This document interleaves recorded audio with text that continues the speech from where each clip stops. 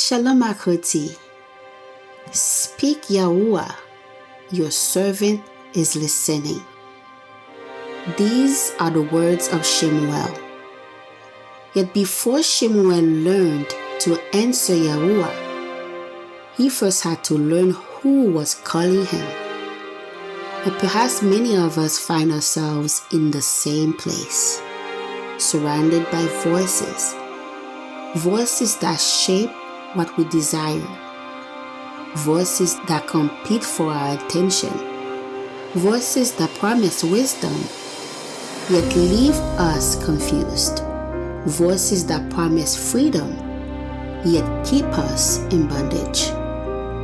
And with so many voices speaking at once, how do we learn to recognize the voice of the shepherd? For Yahusha said, "My sheep hear my voice." Not my hear, not occasionally hear. They hear my voice. And the question is not whether Yahuwah is speaking. The question is, have we learned to listen? Scripture tells us that Yahuwah called Shmuel not once, but many times. And each time Shmuel ran to Eli. He heard the call, but he did not yet recognize him. Think about that for a moment. Shmuel was serving in the house of Talorah, near the things of Talorah, yet still learning to recognize the voice of Yahuwah. Then Eli instructed him, "If he calls you, that you shall say, 'Speak Yahuwah, for your 𝒆ᒄ𝒄𝒏 hears.'"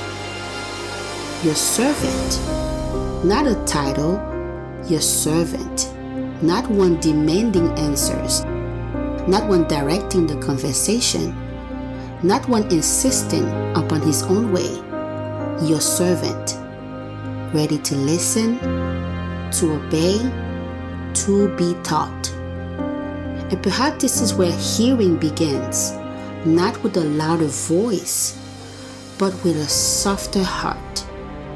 And this is why the first word of the Shema is so important.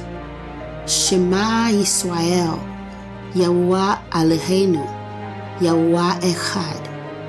Shema, hear, listen, give attention. Yet in Hebrew, Shema means more than hearing a sound. It is hearing with the intention of responding, to hear and do, to listen and obey. This is why Shmuel answered, "Speak Yahuwah, for your 𝒆ᒄ𝒄𝒏 hears." His ears were open. His heart was ready. His life was available. And perhaps this is where recognizing the voice of Yahuwah begins, not with knowledge alone, but with Shema.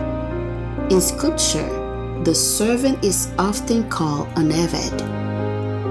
And many hear the word servant and think of burden. Yet Scripture presents something very different. Moshe, my servant. David, my servant. The prophets, my servants. And even Yahusha took upon himself the form of a servant. As it is written, made himself of no reputation and took upon him the form of a servant. And if it belonged to another, he come ready to serve the will of the Father. And perhaps this is why many struggle to recognize the voice of Yahuwah, because we want his guidance, but not always his authority. His promises, but not always his instruction. Yet Shmuel came differently. His heart was already prepared to obey. And this is where hearing truly begins, with the heart, a heart surrendered to Yahuwah. This is why the word of Yahusha is so powerful. My sheep hear my voice. A sheep learns the voice of his shepherd by remaining near him.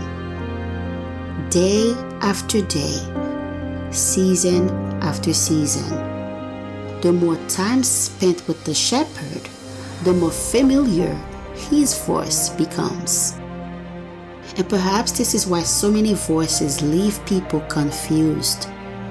One voice says fear, another says trust yourself, another says follow your own heart. Yet the voice of the shepherd continually calls his people back to the same place, back to the word, back to obedience, back to covenant, back to Yahuwah. For the voice of the shepherd will never contradict the word of the shepherd. Never. And recognizing the shepherd voice matters so much because every voice we follow is shaping us.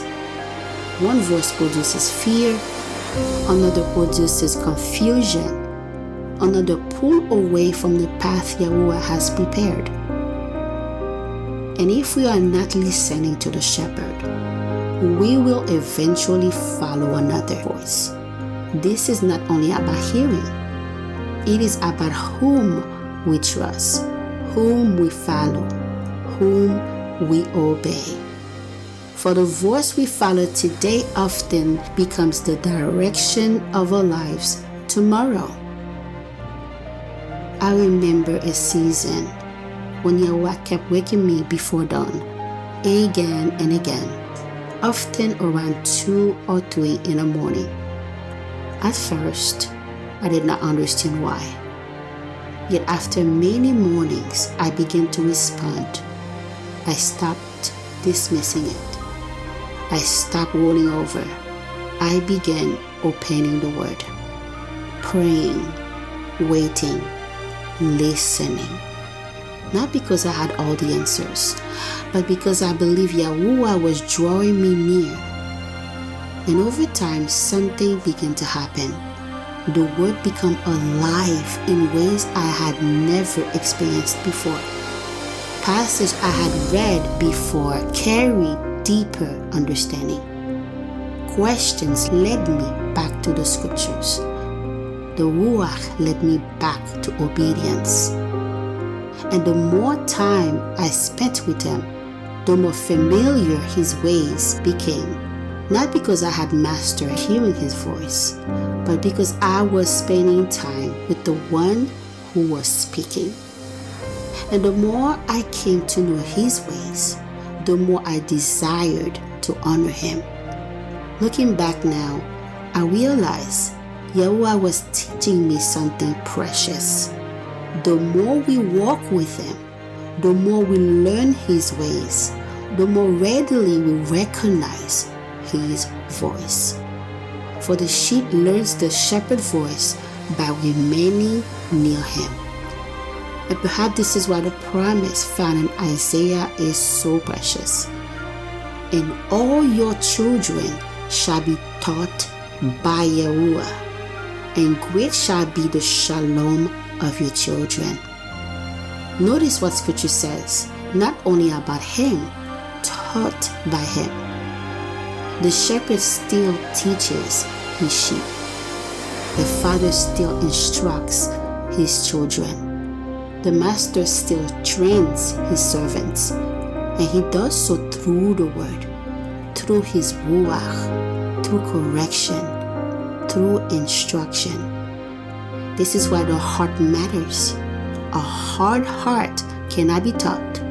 A stiff neck resists instruction. But a heart that is soft before Yahuwah becomes teachable, ready to hear, ready to do. And this is why peace follows those who are taught by Yahuwah, because they are no longer being pulled in every direction by competing voices. They know whom they belong to. They know whom they serve. They are learning to recognize his voice. In Isaiah later declares, no weapon that is formed against you shall be effective. For scripture says, this is the heritage of the servants of Yahuwah. The heritage, the inheritance, the portion belong to those who are His, not because they are perfect, but because they belong to Him. The shepherd knows his sheep. The father knows his children. The master knows his servants. And those who belong to Him are never forgotten. Achati, perhaps hearing again begins where Shmuel began, not with perfect understanding, not with knowing all the answers, but with a willing heart, a heart that says, speak, Yahuwah, your servant hears. Your servant is listening. For perhaps the greatest obstacle to hearing His voice is not that Yahuwah has stopped speaking. Perhaps it is that so many of the voices have occupied the place that belongs to Him. Yet the shepherd still calls. The word still speaks. The Ruach still teaches. The invitation still stands. Return. Return to the word. Return to prayer. Return to the one who is speaking. For His voice has not changed. His ways have not changed. His promises have not changed. The question is not whether He is speaking. The question is whether we are listening. Shalom, Achati.